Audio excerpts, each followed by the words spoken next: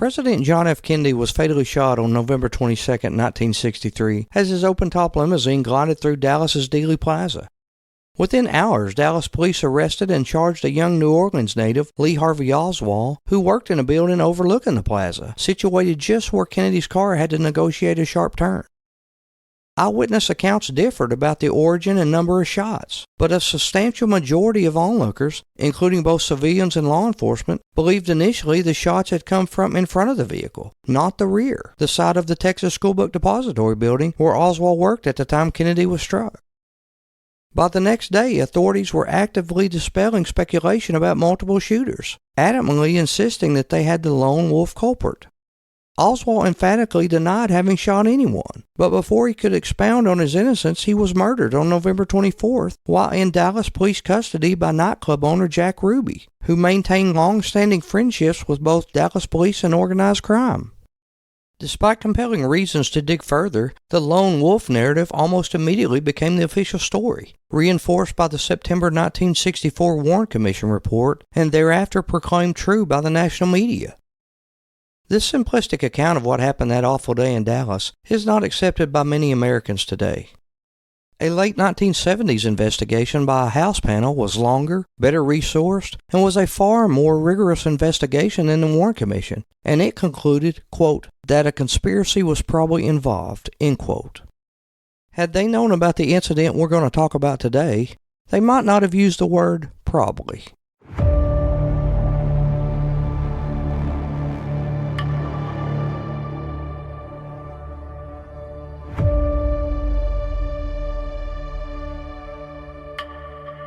It appears as though something has happened in the motorcade route. Something, I repeat, has happened in the motorcade route. There's numerous people running up the hill alongside Elm Street, there by the Simmons Freeway. Several police officers are rushing up the hill at this time. Stand by.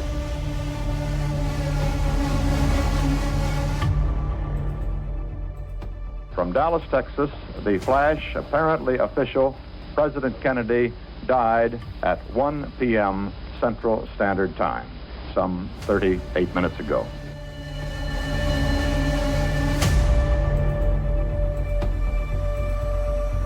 This is just in from Dallas. Homicide Chief Captain Will Fritz said today the assassination case against Lee Harvey Oswald is cinched. He said flatly, this is the man that killed President Kennedy.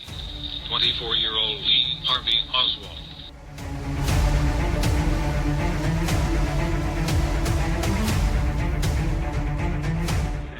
President. No, they're taking me in because of the fact that I live in Missouri. I'm just a patsy. President.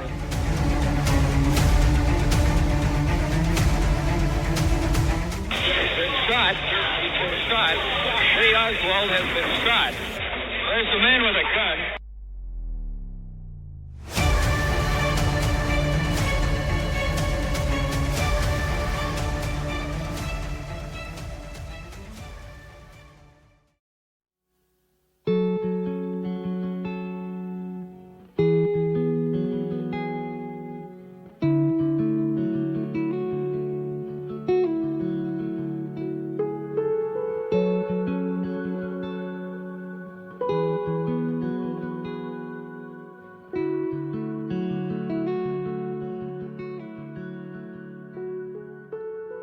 Welcome to the End of Innocence. I'm your host, John Young. Close examination of a phone call made on November 29, 1963, a week after the assassination, between the new president Lyndon Johnson and FBI Director J. Edgar Hoover reveals something astounding. The two men, though speaking somewhat vague, unmistakably revealed that they knew someone aside from Oswald shot at the president that day. And as far as we know, the meaning and implications of the comments we focused upon in today's podcast received no attention from either the Warren Commission or the later congressional investigation, and are not noted in other accounts of this call published over the years. In this remarkable conversation, Hoover made it quite clear to LBJ, without ever spelling it out, that the FBI's investigation indicated at least one shot was fired at Kennedy from the front. That is frankly earth-shaking. Even more so when combined with the fact that LBJ and Hoover referred to Kennedy's assassin not as he, meaning Lee Harvey Oswald, already charged with the crime a week earlier, but as they. The world was already being told that all the bullets came from one person firing from a fixed position at the rear, from an upper floor of the Texas Schoolbook Depository building where Oswald had worked since October, and which the limo had already passed when the shooting started. The Warren Commission would later follow suit, saying in its 1964 report that 3 shots were fired, all from the rear. But when Johnson and Hoover spoke, the government had not divulged a detailed reconstruction of the shots, besides making clear it believed that they all come from Oswald in his workplace. The FBI was still gathering and analyzing evidence. Since both men knew that Johnson's calls were routinely recorded by an official taping system, one can expect that they spoke rather evasively, which is not uncommon for powerful people discussing sensitive matters, and aware that others may at some point have access to the recording. The conversation occurred 1 week following the assassination, after Oswald had been killed by Jack Ruby, and after the bare bones of the lone gunman theory had been circulating. It began with Johnson telling Hoover that he would probably proceed to appoint an investigative commission, which would become the Warren Commission, chaired by U.S. Chief Justice Earl Warren, and asking Hoover's opinion on some possible commission members. The call continued with Johnson inquiring about details revealed by the investigation so far, including Oswald's movements after the assassination and the background of Oswald's killer, Jack Ruby. Hoover provides a progress report and eventually describes the FBI's latest reconstruction of the shot sequence. Johnson asked about the one that hit Texas Governor John Connally. Notice in the conversation they use the word they. LBJ says, "Were they aiming at the president?" Hoover responds, "They were aiming directly at the president." LBJ then says, "How did they hit Connally then?" J. Edgar Hoover says, "Connally turned to the president when the first shot was fired, and I think in that turning, it was where he got hit." LBJ, "If he hadn't turned, he probably wouldn't have got hit?" J. Edgar Hoover, "I think that is very likely." LBJ then says, "Would the president got hit by the second one?" J. Edgar Hoover, "No, the president wasn't hit with the second one." LBJ, "I say, if Connally hadn't been in the way..." J. Edgar Hoover, "Oh, yes, the president would no doubt have been hit." LBJ, "He would have been hit 3 times? J. Edgar Hoover, in agreement, "He would have been hit 3 times. Wait a minute here, did you catch that in their conversation? By this time, the whole world was aware that Connally had been seated directly in front of Kennedy. Johnson would have seen that for himself, being only a few cars back in the motorcade, and of course having had a hand in the protocol arrangements. There was no chance that Hoover and or Johnson were confused about Connally's position relative to Kennedy's. They also knew that Oswald supposedly shot at the president from behind. So how could Connally have blocked a bullet intended for Kennedy if it came from behind? He was seated in front of Kennedy. When Johnson asks if Connally got in the way of a shot meant for Kennedy, and Hoover agrees, they are saying the shot that hit Connally came from the front. Yet throughout the call, the contradiction goes unremarked, and Hoover assures Johnson that the FBI has all it needs to present Oswald as a sole culprit. Lest one think the two men somehow misspoke or misunderstood each other, a minute or two later in the call, Johnson returns to this point. LBJ goes on to say, "Well, your conclusion is that he's the one that did it? The man he was after the president? He would have hit him 3 times, except the governor turned." J. Edgar Hoover, "Yes, I think that is correct." Correct? Since they knew Connally was seated in front of JFK, their belief that he blocked a bullet headed for Kennedy could only mean one thing. They realized that at least one person was shooting at the motorcade from the front. These two powerful men could not have failed to understand what they were saying, yet they have let this astonishing conclusion go unremarked. What is going on here? It's important to know that Johnson either believed in the possibility that a foreign power, most likely the Soviet Union, had been behind the assassination, or at least used that specter to convince others of the right course of action. His purpose was not hard to divine from a careful reading of his private statements and actions. He sought to warn key people that if the public came to believe, rightly or wrongly, that communist conspirators were behind the assassination, there could be a stampede to war.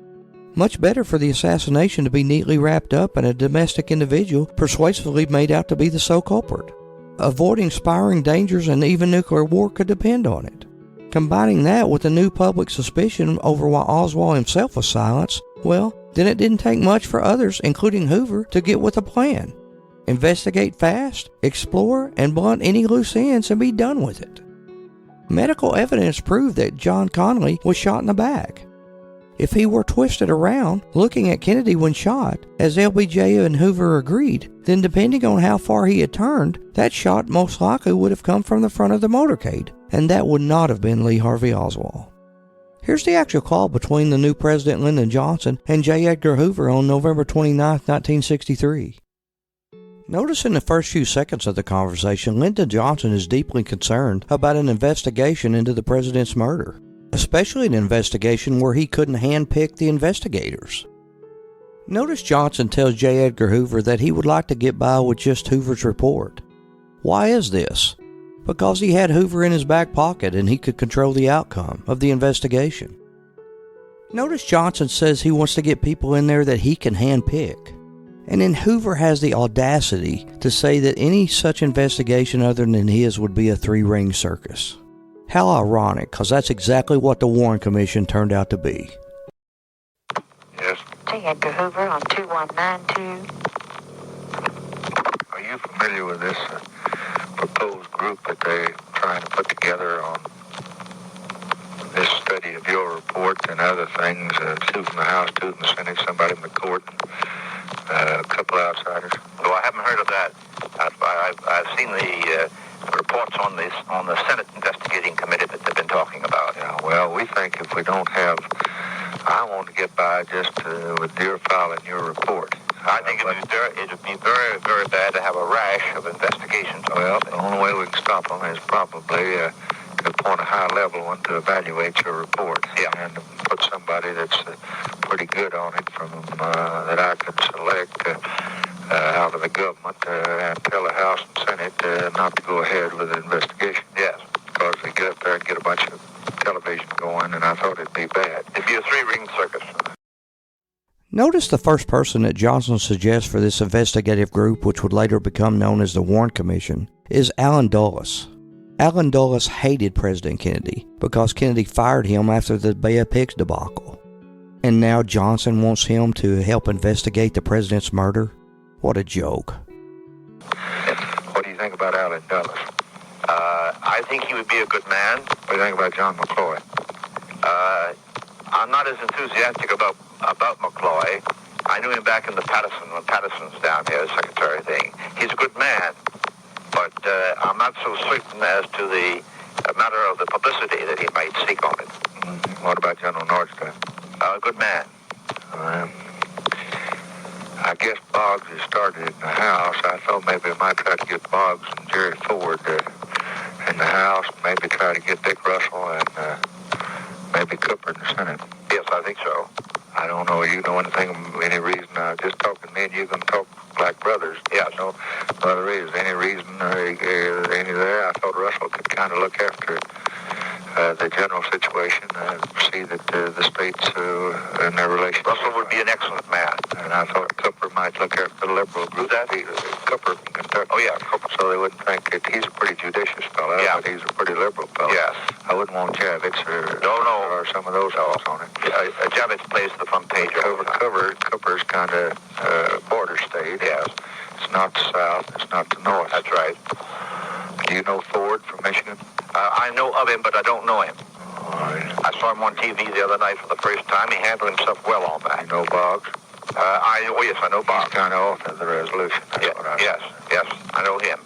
Now, Walter Jenkins, that you've designated Deke to work with us like you did on the Hill. I have, yes. I tell you, I sure appreciate that. I didn't ask for it because I knew you knew how to run your business better than anybody else. And I just want to tell you, though, that we consider him as high class as you do, and it's a mighty gracious thing to do, and we'd be mighty happy. And we salute you for knowing how to pick good men. Well, that's mighty nice of you, the President, indeed. Hoover now goes into a little detail of Lee Harvey Oswald's supposed trip to Mexico in late September of '63, just weeks before the assassination. We will cover this supposed trip to Mexico City in a later podcast, but there was a question whether Lee Harvey Oswald visited Mexico City. Testimony by Sylvia Audio would indicate that he did not. In her statement, she says that Lee Harvey Oswald and 2 Cuban men visited her during the time that Oswald should have been in Mexico City. Other witnesses corroborate her story, giving further credence to the likelihood of Oswald in Mexico City being an impersonator.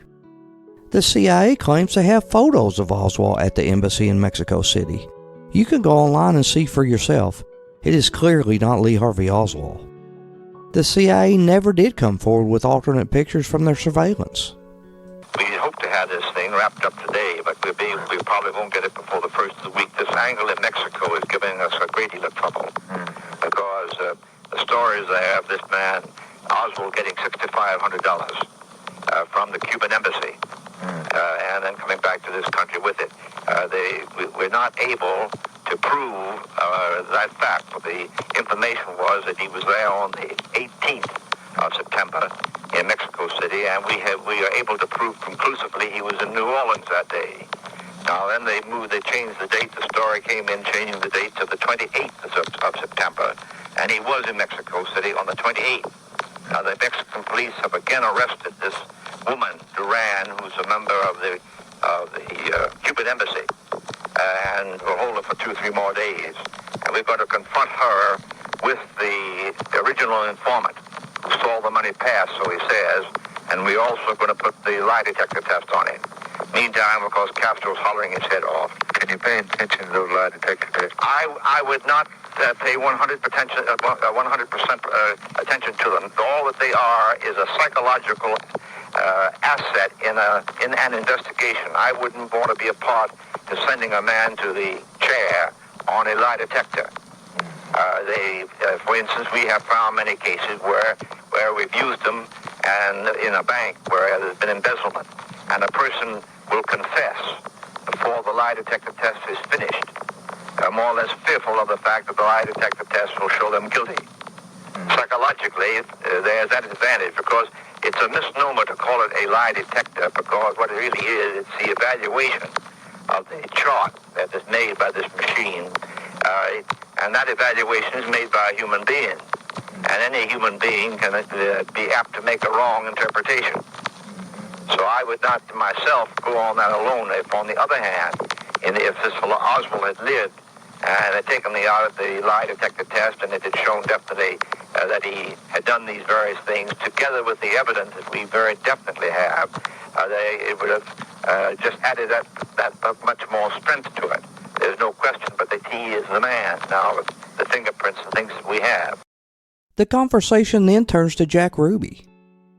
I find it interesting that Hoover almost suggests that the Dallas police let Ruby kill Oswald. As he says, when the Dallas police saw Ruby with a gun in the basement moving towards Oswald, they did nothing to stop it. This fellow Rubenstein down there, he has offered to take the lie detector test, but his lawyer's got to be cross-consulted first, and I doubt whether the lawyer will allow him. He's one of these criminal lawyers from the West Coast, and somewhat like a Everett Bennett Williams type, and almost as much of a shyster. Have you got any relationship between the two here? Between Rubenstein? Yeah. No, at the present time we have not. There was a story down there that... Was he ever in his bar and stuff like that? There was a story that this fellow had been in this nightclub, this strip-tease joint that he has, but that has not been able to be confirmed. Now, this fellow Rubenstein is a very shady character, has a bad record, street brawler, fighter, and that sort of thing. And in the place in Dallas, if a fellow came in there and couldn't pay his bill completely, Rubenstein would beat the very devil out of him and throw him out of the place. He was that kind of a fella. He didn't drink, didn't smoke, boasted about that. He is what I would put in the category, one of these egomaniacs. He likes to be in the limelight. He knew all the police in that white light district where the joints are in there. And he also let them come in, see the show, get the food, and get the liquor and so forth. That's how I think he got into police headquarters, because they accepted him as kind of a police character hanging around police headquarters, and for that reason raised no question. Of course, they never made any move as the pictures show, even when they saw him approaching this fella, and got up right to him and pressed his pistol against Oswald's stomach. neither of the police officers on either side made any moves to push him away or to grab him. It wasn't until after the gun was fired that they then moved. Now, of course, that is not the highest degree of efficiency, so to say. Secondly, the chief of police admits that he moved him in the morning as a convenience and at the request of the motion picture people who wanted to have daylight. He should have moved him at night, but he didn't. And, those derelictions in that phase. But so far as tying Rubenstein and Oswald together, we haven't as yet done so. There have been a number of stories come in. We've tied Oswald into the Civil Liberties Union in New York, membership into that, and then, of course, into this this Cuban Fair Play Committee, which was pro-Castro and dominated by communism and financed to some extent by the Castro government. Now is where the conversation really gets interesting. Keep in mind at this point, Hoover and Johnson had no idea that they would have to come up with the magic bullet theory to account for 7 wounds in 2 men by 2 bullets. They had no idea at this point that a shot missed the car completely and ricocheted off the curb and hit bystander James Tague. So Hoover's explanation of the shots and the damage that they caused is very inaccurate here. This is also where the shooters are described as they, not he, by both Johnson and Hoover, several times during the portion of this conversation. I also find it comical that he said 3 shots were fired in 3 seconds at one point during the conversation. Keep in mind, they claimed Oswald used a bolt-action Mammoth Carcano rifle, which takes a minimum of 2.3 seconds to recoil after each shot. 3 shots in 3 seconds? That really is an impossibility. How many shots were fired? 3. Any of them fired at me? No, all 3 at the president. All 3 at the president, and we have them.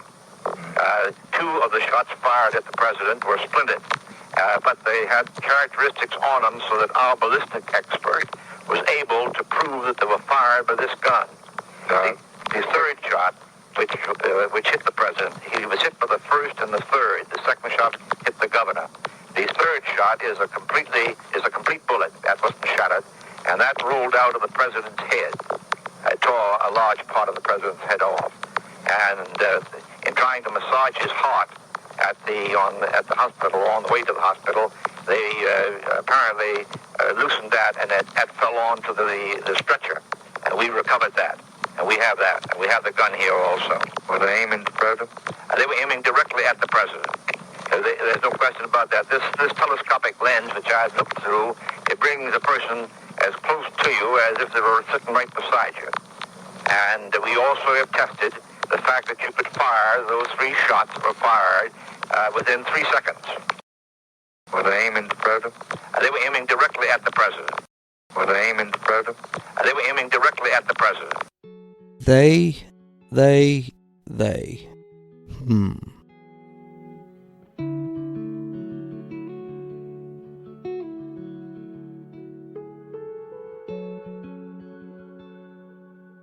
So next comes the part in the conversation between Hoover and Johnson where Johnson asks how Governor Conley was hit. And Hoover explains that Conley was hit because he turned in the seat. And he says if he hadn't turned in the seat, he probably wouldn't have been hit. Once again, keep in mind, Conley was seated in front of Kennedy. So if he turned and blocked a bullet, that would have meant the shot come from the front. Hoover trips all over himself in this conversation. He either didn't know the cover story, or he didn't know full details of the cover story yet. Oh, and would someone tell J. Edgar that the gun and the bullets were found on the 6th floor, not the 5th floor? How did it happen they hit Conley? Conley turned to the president when the first shot was fired. And I think in that turning, it was where he got hit. If he hadn't turned, he probably wouldn't have got hit. I think that's very likely. When the president got hit the second one? No, the president wasn't hit with the second one. I say if Conley hadn't been in his way. Oh yes. The president no doubt would have been hit. He'd been hit 3 times. He'd been hit 3 times. On the 5th floor of that building where we found the gun and the wrapping paper in which the gun was had been wrapped, and upon which we find the full fingerprints of this man Oswald.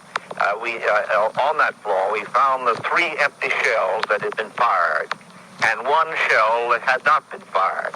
In other words, there were 4 shells apparently. and he had fired 3, but didn't fire the 4th one.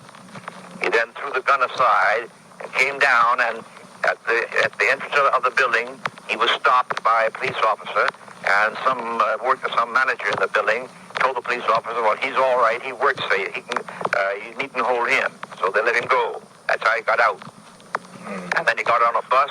The bus driver has identified him and went out to his home and got hold of a jacket that he wanted for some purpose and came back downtown, walking downtown, and the police officer who was killed stopped him, not knowing who he was and not knowing whether he was the man, but they were just on suspicion, and he fired, of course, and killed the police officer.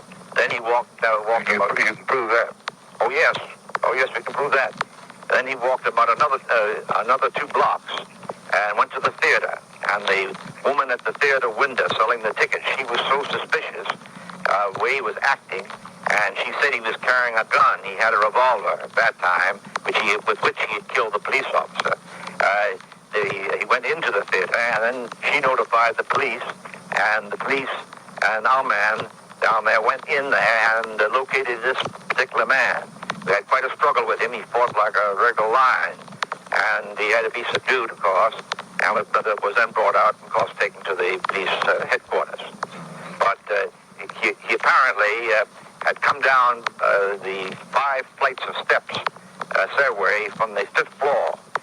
So far as we found out, the elevator was not used, although he could have used it, but nobody remembers whether it was or whether it wasn't.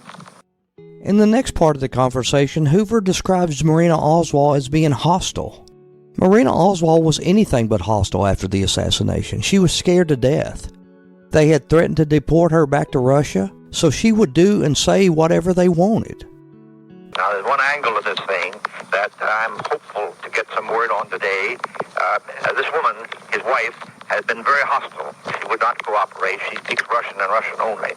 She did say to us yesterday down there that if we could give her assurance that she would be allowed to remain in this country, she might cooperate. I told our agents down there to give her that assurance, that she could stay in this country, and I sent a Russian-speaking agent into Dallas last night to interview her, so that we've got her now, and whether she knows anything or talks anything, I of course don't know. The next part of the conversation, Johnson asked Hoover exactly where Oswald worked in the school book depository building. Hoover said that Oswald didn't work on any particular floor, which is not true. The orders that Oswald filled were mostly on behalf of Scott Forsman. The Scott Forsman books were all on the 1st floor and the 6th floor, so that's where Oswald spent most of his time. Where did he work in the building? On the same floor? He had access on all floors. But where was his office? Well, he didn't have any particular office. Orders came in for certain books, and some books would be on the 1st floor, 2nd floor, 3rd floor, and so forth. But he didn't have any particular place he was stationed? No, he had no particular place that he was stationed at all. He was just a general packer of the requisitions that came in for school books from the Dallas schools there. And therefore he had access, perfectly proper access, to the 5th floor and to the 6th floor. Usually most of the employees were down on lower floors. Did anybody see him on the 5th floor? Yes, he was seen on the 5th floor by one of the workmen there before the assassination took place. He was seen there. So that we've got... Did you get a picture of him shooting? No. There was no picture taken of him shooting. What was this picture that fellow sold for $25? That was a picture taken of the parade and showing Mrs. Kennedy climbing out of the back seat. Next, Hoover goes on to criticize the security arrangements of the motorcade, which I do agree with. Too bad Hoover wasn't concerned before the trip to Dallas. And then he goes on to talk about the need for a bulletproof car, and says that he has one that he rides around in. So the head of the FBI should ride around in a bulletproof car, but not the President of the United States? Makes a lot of sense. You see, there was no Secret Service man standing on the back of the car. Usually the presidential car in the past has had steps on the back next to the bumpers, and there have usually been one on either side standing on those steps at the back bumper. Whether the president asked that not be done, we don't know. And the bubble top was not up. But the bubble top wasn't worth a damn anyway because it made entirely of plastic. And much to my surprise, the Secret Service do not have any armored cars. Do you have a bulletproof car? Oh, yes, I do. Yes, you think I ought to have one? I think you most certainly should have one. Most certainly should. Because I have one here. We have one in New York. We use it for different purposes. I use it here for myself. And if we have any raids to make or have to surround a place where anybody's hidden in, we use the bulletproof car on that. Because you can bulletproof the entire car, including the glass. But it means that the top has to remain up. You can never let the top down. It's very limousine type. And looks exactly like any other car. But I do think you ought to have a bulletproof car. And but I was surprised the other day when I made inquiry. All that I understand the Secret Service has had 2 cars with metal plates underneath the car to take care of a hand grenade or a bomb that might be thrown out and roll along the street. Well, of course, we don't do those things in this country. In Europe, that's the way they assassinate the heads of state with bombs. They've been after General de Gaulle, you know, with that sort of thing. But in this country, all of our assassinations have been with guns. And for that reason, I think very definitely I was very much surprised when I learned that this bubble top thing was not bulletproof in any respect, and that the plastic, the top to it was down, of course. The president had insisted upon that so that he could stand up and wave to the crowds. Now, it seems to me that the president ought to always be in a bulletproof car. It certainly would prevent anything like this ever happening again. It doesn't mean you could have 1,000 Secret Service men on guard and still a sniper can snipe you from up in the window if you are exposed, like the president was. But he can't do it if you have a solid top, bulletproof top to it, as it should be. Then the conversation gets real sentimental, as Johnson tells Hoover he's not only the head of the FBI, but he's his buddy and his close personal friend. What a couple of crooks. Well, I'm going to take every precaution I can, and I want to talk to you, and I wish you'd put down your thoughts on that a little bit, because you're more than the head of the Federal Bureau as far as I'm concerned. You're my brother and personal friend, and you have been for 25, 30 years. So you just, I got more confidence in your judgment than anybody in town, so you just put on some of the things you think ought to happen, and I won't involve you, quote you, get you in jurisdictional disputes or anything, but I'd like to at least advocate them as my opinion. I'll be very glad to, indeed. I certainly appreciate your confidence. Well, thank you. Thank you. Fine, President.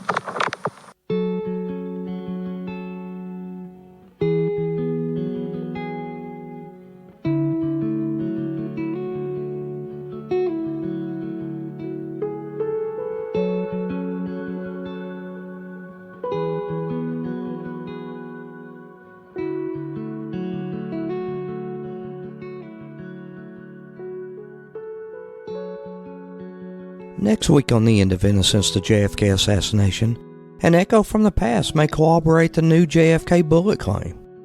It seems FBI Director Hoover corroborated in 1963 what Secret Service agent Paul Landis is now saying about the Kennedy assassination bullet discovery. We'll see you next week.